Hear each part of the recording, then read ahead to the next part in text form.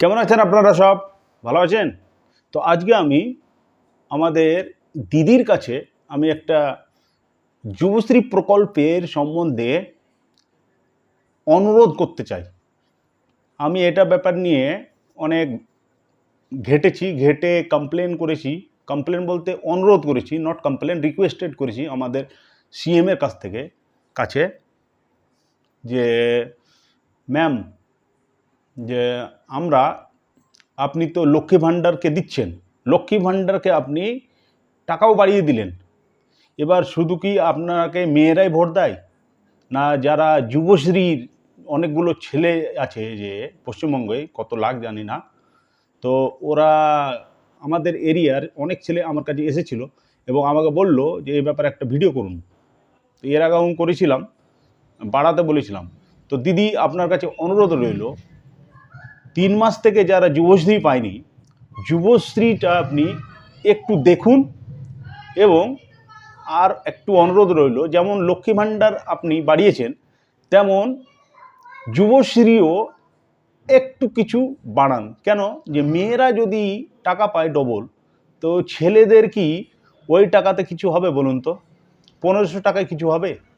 তো ওটা একটা ভাবনা চিন্তা করা উচিত। আর মেয়েদের ভোট পেতে পারেন অবশ্যই, কিন্তু আমরাই ভোট করি, বুঝলেন? আপনার জন্য ভোটটা আমরাই করি। আর আমি যেটা এক্সিট পোল করেছিলাম, পারলে আপনি রিল দেখে নেবেন আমার, আমি বলেছিলাম বিজেপি 12 থেকে নিচে পাবে, তার উপর পাবে না। আর এক্স্যাক্ট মিলে গেছে 12টা। আর আমি এটাও বলেছিলাম, সবাই আমার সাথে চ্যালেঞ্জ করছিল, টিএমসি, আমি তো কট্টর টিএমসি করি, তবুও যেটা কাউন্টিং, তো আমার সাথে চ্যালেঞ্জ করেছিল যে উত্তর মালদা, নর্থ মালদাতে মানে কংগ্রেস এবং টিএমসি এই দুজনের মধ্যে একজন আসবে, মানে টিএমসি আসবে বলেছিল। আর কংগ্রেস পার্টি বলছে কংগ্রেস গ্যারেন্টি আসছে। আমার সাথে ডিবেটও হয়েছে অনেক। তো আমি বলেছি, আগে উত্তর মালদার লোক সংখ্যা কটা আছে, কনস্টিটিউশন কটা আছে, মেম্বার অফ লেজিসলেটিভ কনস্টিটিউশন কটা আছে, সেটা জানতে হবে। তারপরে কাউন্টিং করে বুঝতে হবে কোথায় এসটি, কোথায় এসসি, কোথায় এসটি আছে, ওই কনস্টিটিউশনগুলো ধরতে হবে। তারপরেই ভোট কোথায় যাবে দেখে নেবেন। যে লাস্টে কী হলো, টিএমসি অর্ধেক নিয়ে নিল, কংগ্রেস অর্ধেক নিয়ে নিল। লাস্টে আমি এইভাবে বুঝিয়েছি যে একটা রবার যদি এইভাবে টানা যায় তাহলে কি হয়, গোলকিপার তো বড় হয়ে গেল, গোল দিতে খুব মজা না। তো গোলটা কে দিল? আমাদের এমপি এখন মহাশয় যিনি আছেন, তিনি হলেন খগেন মুর্মু, তাই তো? তো আমি যেটা বলেছিলাম, বড় বড় এখানে প্রেসিডেন্ট, বিজ্ঞ টিএমসির এরা আছে, আমি কট্টর টিএমসি, আপনার জন্য অনেক খাটি আমি এবং ভিডিও করি। তো এরা যে আছে, এরা বেশি বড় বড় পণ্ডিত, বলে না খালি কলসি বাজে বেশি, নলেজ কম পলিটিক্সের, আর তর্ক করবে। আমি একজন এমএ করা ছেলে এবং ইউটিউবার, পলিটিক্স নিয়ে অনেক কিছু ডব্লিউবিসিএস খাটাখাটি করেছি, খাটার পরে অনেক কিছু জানি, বুঝে সুঝে আমি ক্যালকুলেশন করে বলি, সে পার্টি করতে পারি। আমি বলেছিলাম খগেন মুর্মু বেরিয়ে যাবে, বেরিয়ে গেল আজকে। তো আমার কথাটা নিচ্ছিল না, এখন মুখ দেখাতে পারছে না ওরা। আমার সাথে মানে বেটও রেখেছিল মিষ্টি খাওয়া পারি, বুঝলেন দিদি? তো আমি বলতে চাইছি দিদি, আপনার জন্য মেয়েরা খাটবে না?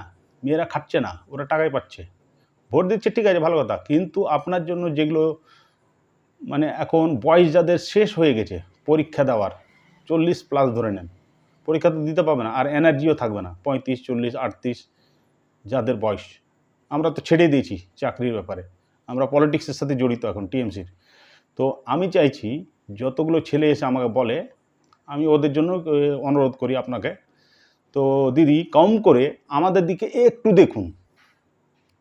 1500 থেকে 2500 বা 3000 যদি করেন, আমি মনে করি বেটার। তাহলে কেউ চাকরিও করবে না, অতটা ইফেক্ট পড়বে না, এবং সাথে বিজনেস করবে, কিছু করবে একটা। যাই হোক, এক তো মেয়েও পাচ্ছে লক্ষ্মী ভাণ্ডার, এক যুব ছেলেরাও পাবে, তাহলে চাকরির দিকে একটু ধ্যানটা কমে যাবে যদি ডবল করে দেন। আর ওরা কিন্তু আপনার আসল সৈনিক, ওরাই হচ্ছে আসল আপনার কর্মী। ওরা যদি না খাটে তাহলে আপনিও থাকবেন না ওখানে, খারাপ ভাববেন না, কিন্তু এটা রিয়েলিটি, বুঝলেন? তো দিদি, আপনাকে আমি তো উপদেশ দিতে পারবো না, যদি আপনি পারমিশন দেন তো উপদেশ দিই একটা, দিব কি? তো উপদেশ হচ্ছে, আপনি প্লিজ যুবশ্রীটার ব্যাপারে একটু দেখুন। কেন যে 3 মাস থেকে কেউ পায়নি, সবারই মাথা খারাপ হয়ে আছে, বুঝলেন তো? এখন বিজনেসও বেকার করে দিয়েছে বিজেপি সরকার। চাকরি হচ্ছে না, কিচ্ছু হচ্ছে না, ওটার ওপরেই আশা যুব ছেলে যারা, তো ওদের দিকে একটু দেখুন এবং তাড়াতাড়ি দেওয়ার ব্যবস্থা করুন। 3 মাস হয়ে গেলো এখনও কেউ পাচ্ছে না, বুঝলেন? শুধু লক্ষ্মী ভাণ্ডার নিয়ে ব্যস্ত থাকলে তো হবে না দিদি। তো কম করে এইটুকু কাজটা করুন, বুঝলেন দিদি? আপনার কাছে নমস্কার করে বলছি, আসসালামু আলাইকুম করে বলছি এবং সত শ্রী আকাল বলছি, সব কিছু বলছি। প্লিজ কাইন্ডলি এবং পোলাইটলি এই ব্যাপারে একটা বিবেচনা করুন। আমার অনুরোধ করা আছে হেল্পলাইনে, এবং আপনি একটু দেখুন। হেল্পলাইনে অনেক হেল্প পাচ্ছি। আমার কাছে যেমন এসেছিল, তো বলল এসে ইনফেকশন করে গেছে, আবার ফোন এসেছিলো আজকে, আপনি এই দিক দিয়ে খুব ভালো কাজ করছেন, ফোনও করছেন। যদি কেউ চাকরি জবওয়ালা ঘুষ খেয়ে কিছু করে তাহলে কিন্তু ওর চাকরি চলে যাবে, এইটা আমাকে খুব ভালো লাগলো। আজকে ফোন করলো, বলছে আমি হেল্পলাইন থেকে বলছি, ডব্লিউবি গভর্নমেন্ট থেকে, তো আপনার কাছে কি কোনো দপ্তরের লোক গেছিলো এই ব্যাপারে? আমি বললাম হ্যাঁ এসেছিলো, খুব ভালো লাগলো আমাকে যে খোঁজও নিচ্ছে। তাহলে কী হবে, যদি ঘুষ টুস খাই, প্রাইম নাই, তাহলে আমি কমপ্লেন করতে পারবো, তাই না দিদি? দারুণ করেছেন আপনি, এটা আমি খুব খুশি। এখানে কেউ কারাপশন করতে পারবে না, আর আমি করতেও দেবো না আমার এরিয়াতে। যাই হোক দিদি, তো আমি বলছিলাম কাইন্ডলি পোলাইটলি যুবশ্রীর ব্যাপারটা একটু দেখুন এবং তাড়াতাড়ি কালকের মধ্যেই, যেটা আগের পাওনা ছিল 3 মাসের, ওটা কাইন্ডলি তাড়াতাড়ি কালকে দিন, না তো সবাই বেকার হয়ে আছে, কাউরি পকেটে 1 টাকাও নেই, বুঝলেন? আমাকে অনেকবার রিকোয়েস্ট করলো, ওই জন্য আমি ভিডিওটা করলাম, বুঝলেন দিদি? একটু দেখুন প্লিজ। তো এটা কি আশা করতে পারি দিদি যে কালকের মধ্যে টাকাটা ঢুকে যাবে? এবং একটু আমাদের বিবেচনা করুন আমাদের উপরে, কারণ আমরাই হচ্ছি আপনার আসল কর্মী, বুঝলেন? আমরাই হচ্ছি আসল কর্মী, আমরাই খাটাখাটি করি, পঞ্চায়েত সমিতি, জেলা পরিষদ পর্যন্ত আমরা খাটাখাটি করি। আর এমএলএ ভোট তো সামনে আসছেই, বুঝলেন? তো কত খাটাখাটি করতে হবে। আর এমএলএ ভোটে চিন্তা করতে হবে না, যেগুলো আমার তো মতামত যে উত্তর মালদাও চলে যাবে আপনার কাছে। আর বলেছিলাম যে উত্তর মালদাতে 32 না, পশ্চিমবঙ্গে 32 থেকে 34টা পাবে, 36টা, কিন্তু যাই হোক একটু মিস্টেক হয়েছে, 29টা পেয়েছে। আর 12টা একদম এক্স্যাক্ট মিলে গেছে, রিলে দেখতে পারবেন। জাহির আব্বাস আমার ফেসবুকে নাম আছে, জাহির আব্বাস, নিকনেম বাপি। আর আমার ইউটিউব চ্যানেল নেম হচ্ছে জাহির মোটিভেশনাল স্পিকার।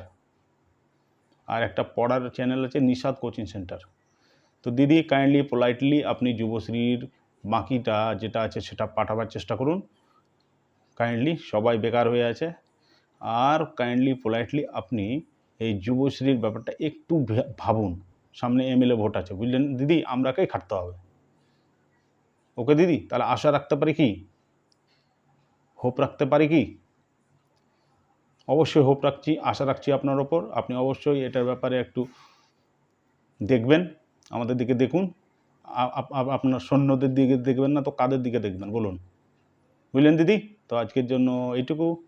জয় বাংলা এবং জয় দিদি এবং জয় অভিষেক ব্যানার্জি। ও তো ঐতিহাসিক, মানে ইতিহাস চেঞ্জ করে দিল অভিষেক ব্যানার্জি, দারুণ। আর সামনে এমএলএ ভোটে সব নীল গ্রিন হয়ে যাবে, বুঝলেন দিদি? সব গ্রিন হয়ে যাবে, সব সামনে ইলেকশনে সব হয়ে যাবে। 298টাই আসবে, বলে দিলাম আপনাকে। ওই এক একটা বলা যায় না বিজেপি। ধন্যবাদ দিদি, একটু বিবেচনা করুন আমাদের জন্য। জয় বাংলা।